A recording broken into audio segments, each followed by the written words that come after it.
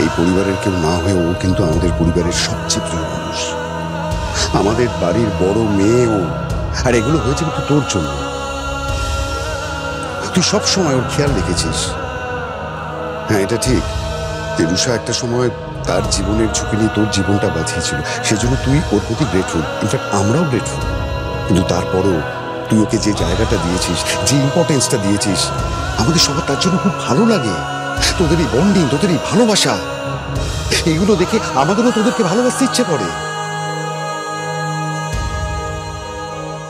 ঋষি, তুই কিন্তু তোর দিদির জন্য আকাশ থেকে চাঁদও পেলে দিতে পারিস।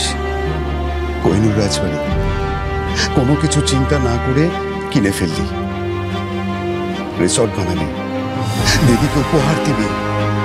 আর সেই দিদিকে আজকে এই রাখির দিনে তুই এত টাকা দালি, কি করে পারলি ঋষি? ঋষি, রুষার জন্য কোম্পানিতে একজন ফিমেল এমপ্লয়িকে তুই মেনে নিতে পারছিস না? তুমি ঘুরে ফিরে সেই একই কথা কেন বলছো?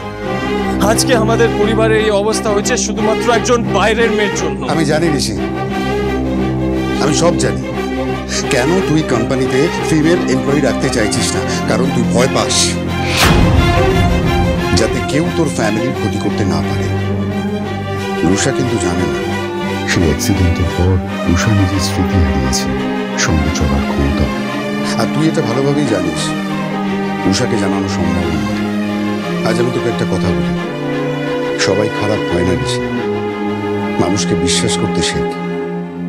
আর আমার কি মনে হয় জানিস, পিহু খারাপ মেয়ে নয়। আর পিহু যদি খারাপ হতো তাহলে রুষা কখনোই ওকে এতটা ভালোবাসত না। আর পিহু যদি খারাপ হতো, রুষা কখনোই চাইতো না আমাদের কোম্পানিতে পিহু চাকরিটা পাক। পিহুর জন্য কিন্তু রুষা আজ তোর এগেনস্টে গিয়েছে। তাহলে ভেবে দেখ রুষা কতটা পিহুকে বিশ্বাস করে, ভালোবাসে। আচ্ছা, তোর কি তোর দিদির প্রতি বিন্দুমাত্র ভরসা, ভালোবাসা, বিশ্বাস কিছু নেই? ভেবে দেখিস আমি যে কথাগুলো বললাম, ঠান্ডা মাথা।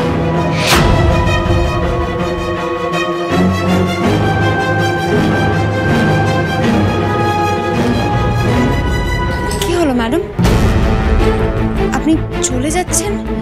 আমি আপনাদের জন্য এত সুন্দর করে কফি বানালাম, আপনারা খাবেন না? না, আমরা আর কিছু খাবো না। তোমাদের বসের কথা শুনে আমাদের অলরেডি পেট ভরে গেছে।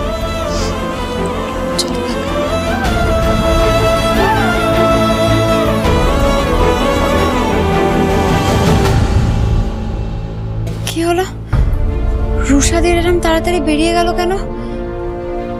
কি এমন হলো ভেতরে? রুষাদি কাঁদছিল?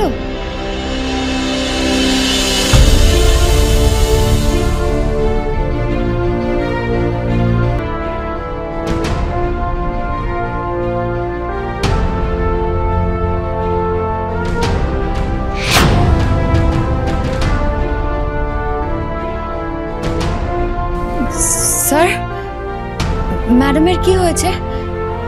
ওইভাবে বেরিয়ে গেলেন যে?